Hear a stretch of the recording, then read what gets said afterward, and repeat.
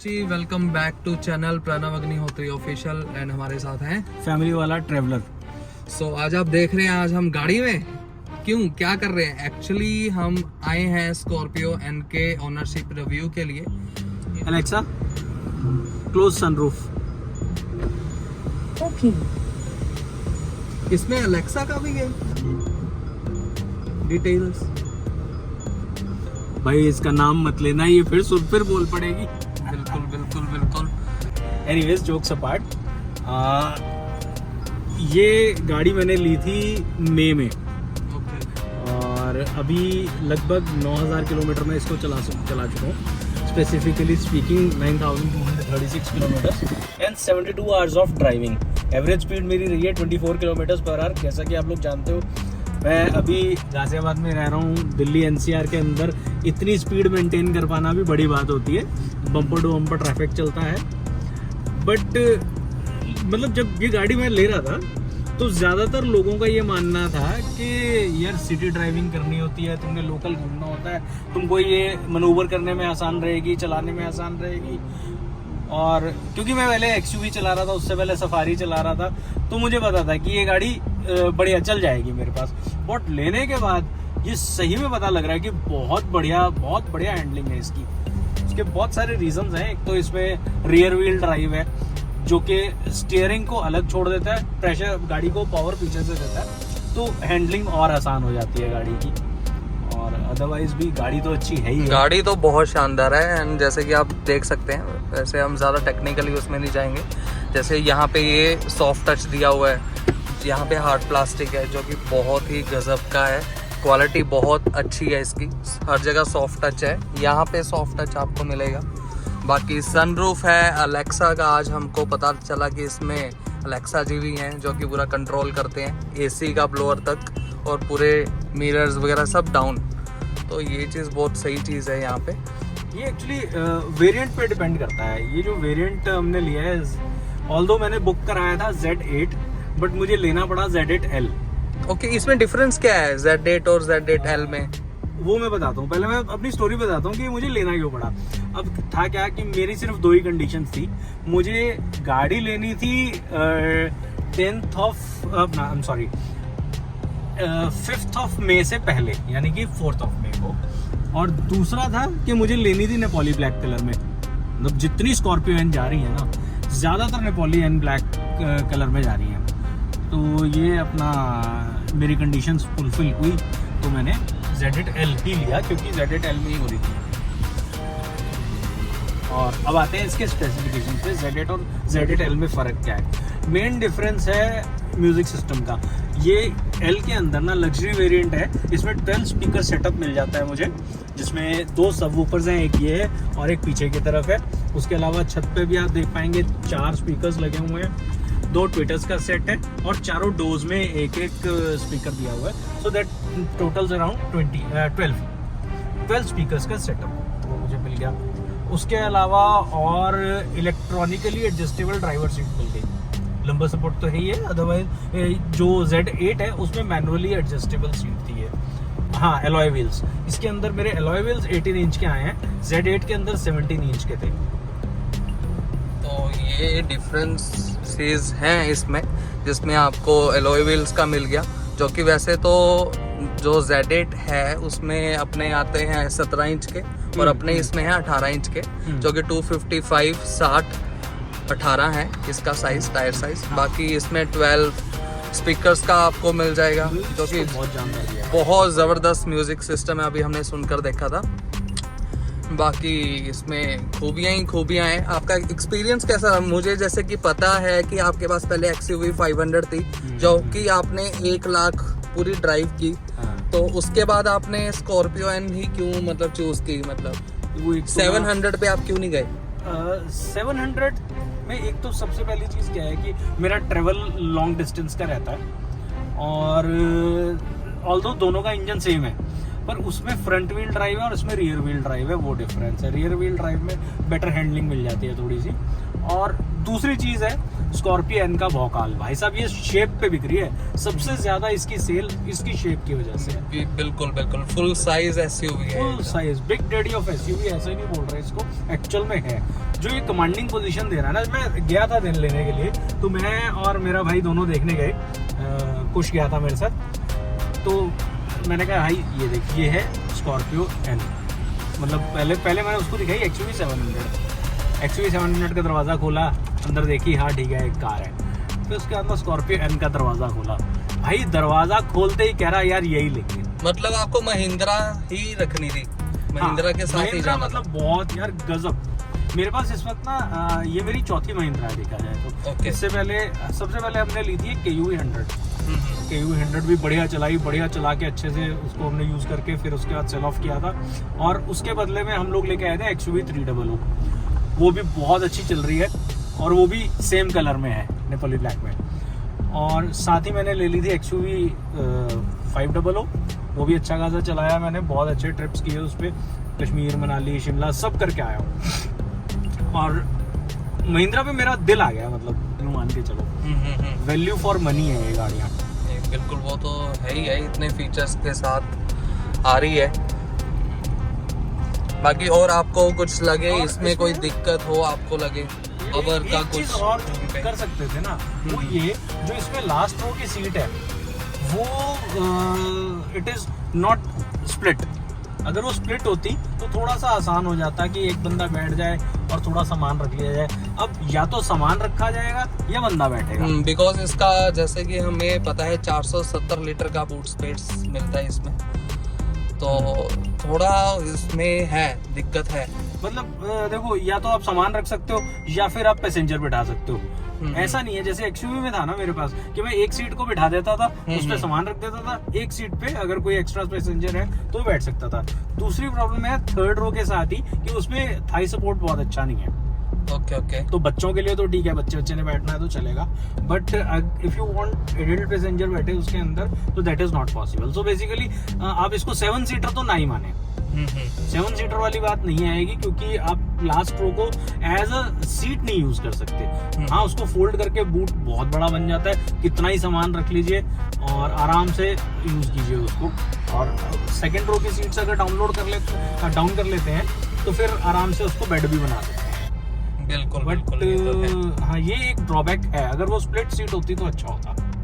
Okay बाकी और इसके इंटीरियर में आपको एसी इफेक्टिव बहुत अच्छा है, इसका गजब का है। बाकी जो इसका एंड्रॉइड सिस्टम इसमें दिया है with Alexa, Android, Apple CarPlay सब कुछ शानदार चल रहा है। मतलब एप्पल कारप्ले इजीली कनेक्ट हो जाता है मेरा और बढ़िया तरीके से रिस्पॉन्स भी देता है, और मैं उसी से वॉइस कमांड्स के जरिए फोन कॉल्स कर लेता हूँ। फोन आते हैं, अब सुबह से हम लोग इकट्ठे हैं, तुम देख रहे हो मेरे कितने सारे कॉल्स आ रहे हैं, मैं इजीली अटेंड कर रहा हूँ। मतलब मुझे 1% भी परेशानी नहीं हो रही कि मैं छुट्टी पे हूँ और मेरा ऑफिस का काम रुक रहा है मेरे अवेलेबिलिटी की वजह से। तो इस कार में मुझे सब कुछ मिल रहा है बात करने को फोन के through, and I can easily manage my office. Because ये तो Z8 तो वैसे भी महिंद्रा में टॉप क्लास ही आता है, टॉप का मॉडल है। बस इसमें है कि 4x4 आता है, जिसमें आपको सिर्फ एक चीज मिल जाएगी, जिसमें आपको यहाँ पे वायरलेस चार्जिंग मिल जाएगी, जो कि इसमें नहीं है। Z8L में भी दे देना चाहिए था, क्योंकि ना मतलब देखो 24-25 लाख रुपए खर्च हुए यार, बिल्कुल वायरलेस चार्जर तो दे दो भाई। बिल्कुल ये मैं वायर लगा के घूम रहा हूँ, ये तो है, ये मुझे ना लगानी पड़ती है। और आज की डेट में फोन इतना यूज होता है कि दिन में 2 बार हर किसी को चाहिए होता है। तो ये एक चीज है जो जोड़ देते तो ज्यादा अच्छा होता, और नहीं भी जोड़ते तो कोई बात नहीं, आफ्टर मार्केट मिल जाता है। बट मैं फ्रैंकली स्पीकिंग मैं आफ्टर मार्केट कोई एक्सेसरी नहीं लेना चाहता। अलॉय व्हील्स वगैरह सब कुछ साथ सब साथ का ही है, सब साथ का है। बाकी आप जैसे देख ही रहे हो। और एक और प्रॉब्लम है जो मैं ना बताना चाहता हूँ, वो ये कि इसकी लाइट की थ्रो से मैं थोड़ा सा I am not very much satisfied. सामने वाले की आंखों में तो बढ़िया लग रही होगी, पर जिस तरह की थ्रो चाहिए ना वो नहीं है। और जैसे कि मैं बाहर से कोई एक्सेसरी नहीं लगवाता, कुछ नहीं करवाता, तो मेरे को अब वो लाइट थोड़ी सी कम महसूस होती है। अगर मैं ऑक्सिलरी लाइट्स लगवा लूँ कोई तब तो ठीक है, बट इसका लाइट का अपना थ्रो थोड़ा सा बेटर होना चाहिए था।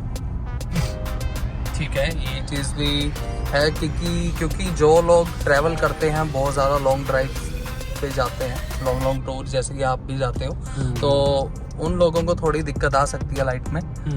बाकी तो और कोई दिक्कत नहीं है, स्पेस बढ़िया है गाड़ी में, स्पेस और जो कमांडिंग पोजीशन जिससे गाड़ी चलती है ना, आपका कॉन्फिडेंस ही अलग आता है। बिल्कुल बिल्कुल। मतलब मैं अभी पीछे जोधपुर होके आया हूँ, तो उसका दिल्ली मुंबई एक्सप्रेसवे का जो एक्सपीरियंस रहा मेरा, गजब एक्सपीरियंस, बहुत ही मज़ेदार था।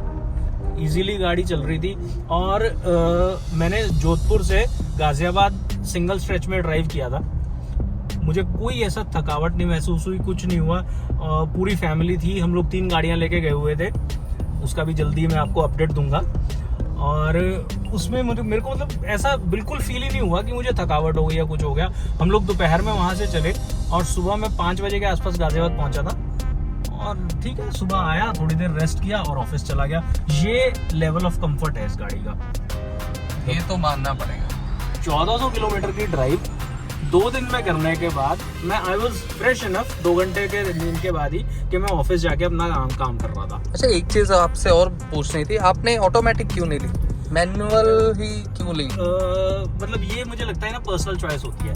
मुझे मैनुअल में जो अपने हिसाब से गाड़ी चलाने को मिलती है, ऑल्दो मेरे पास एक सनी है जो कि ऑटोमेटिक है, पर मेरे को नहीं मज़ा आता।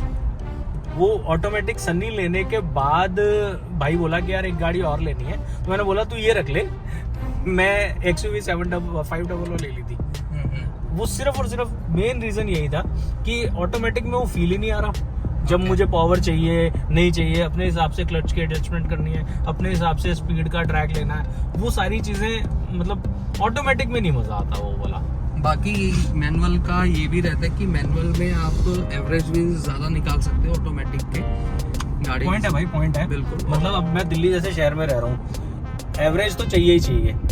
अभी अगर मैं इसमें अपनी माइलेज देखूँ, जो कि मैंने दिल्ली में चलते हुए निकाली है, उसमें मेरी हाईवे की माइलेज भी है, देखो 14 तो डिस्प्ले कर रहा है। बिल्कुल। जब मैं हाईवे पे चलता हूँ तो मेरे को 16 की एवरेज देती है ये। बिल्कुल बिल्कुल। और अभी मेरी पहली सर्विस होनी है, आई होप उसके बाद थोड़ा सा और बेटर हो जाएगा।